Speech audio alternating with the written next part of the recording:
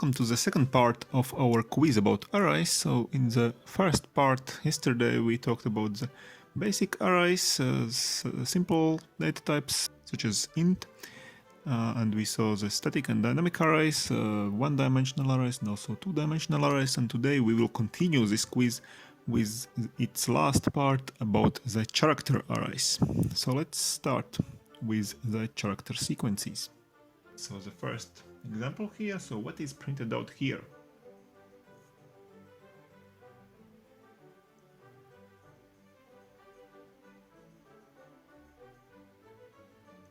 So we start with this character sequence here initialized at the declaration. And now we go through the whole character sequence. So remember, this is our usual way how we do it until this is not true anymore, so that the ending symbol has been reached. So while the S arrays element number I is not the ending symbol, element number 0 in the symbol table,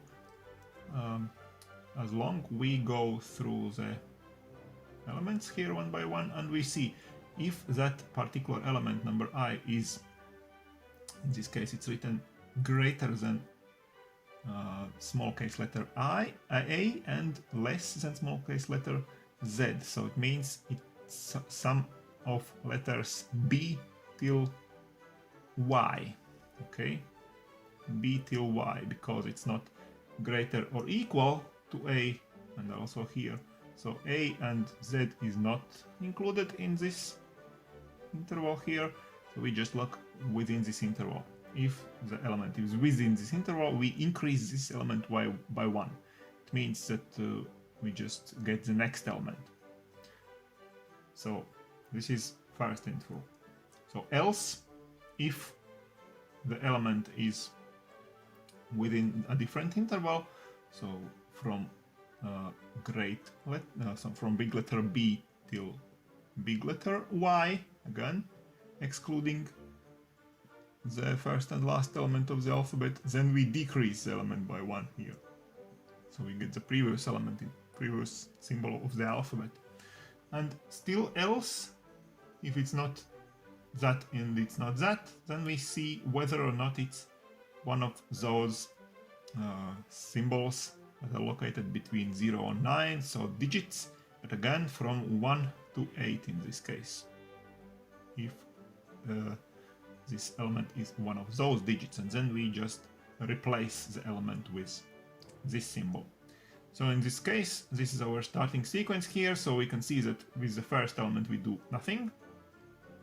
With the second and third element we do this thing here, so we get the next element, next symbol, so there will be C instead of B, there will be D instead of C, and then again with big letter A we do nothing, and with those two letters which are within this interval we do this thing, we decrease the element by 1, so here will be A instead of B, and here will be B instead of C.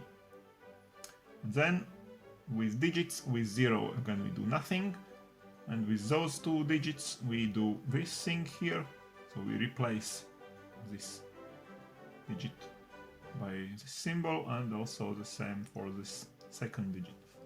So this is our resulting string, and yes, it's actually the right result as we can see here. Okay, another character sequence task. What is printed out here?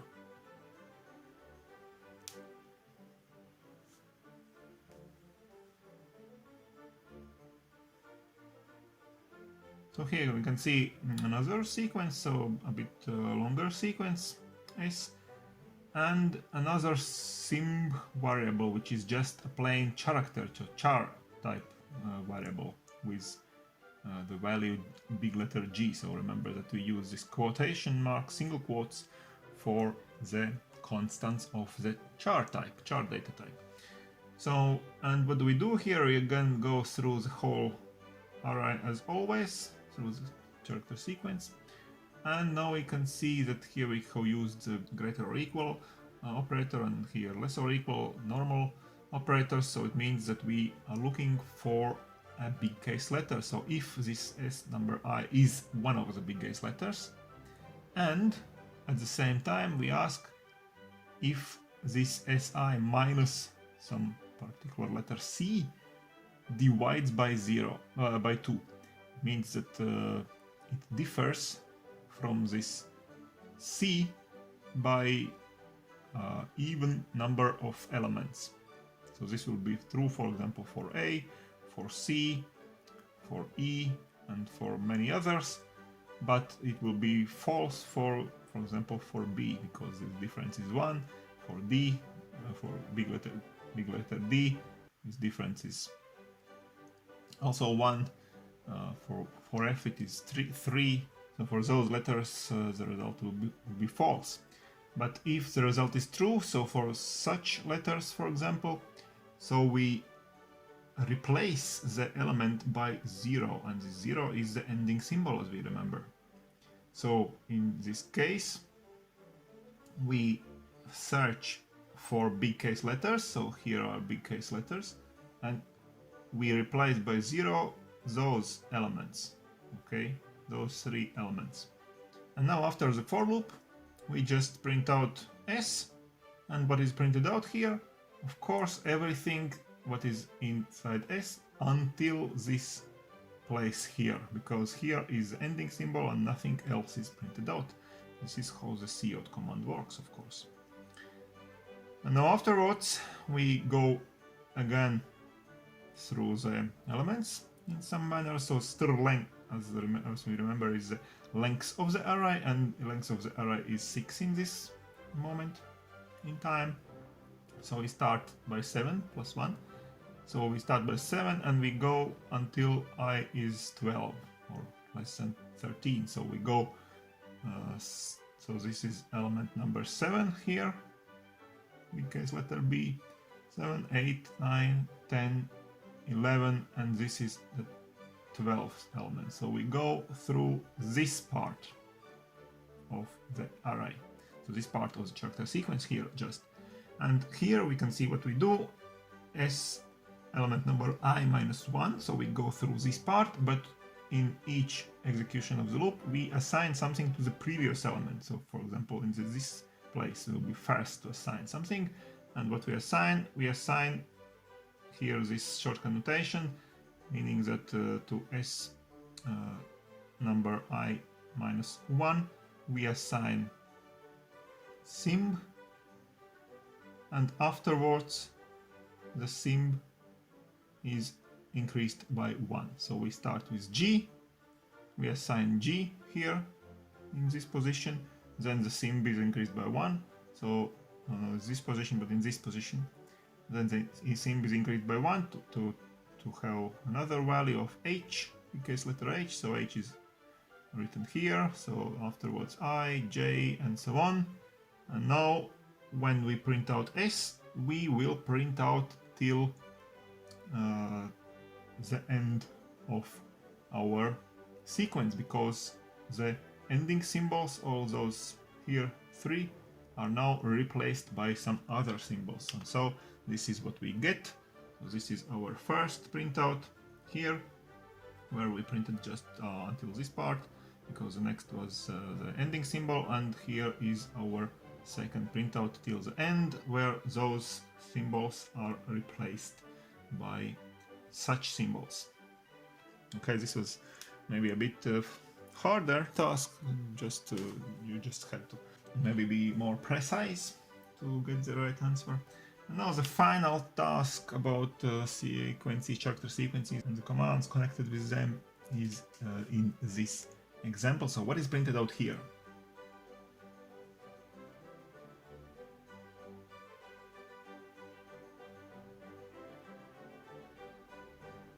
So as you remember, stir cat means the concatenation command, and stir cpy means the copying command. So in this case, we first of all concatenate, means that we add to S1 the value of S3. We could do something like that with this first command. So S1 is first of all this value. So now we just concatenate something here at the end, and this is 0, 1, 2. This is the new value of S1.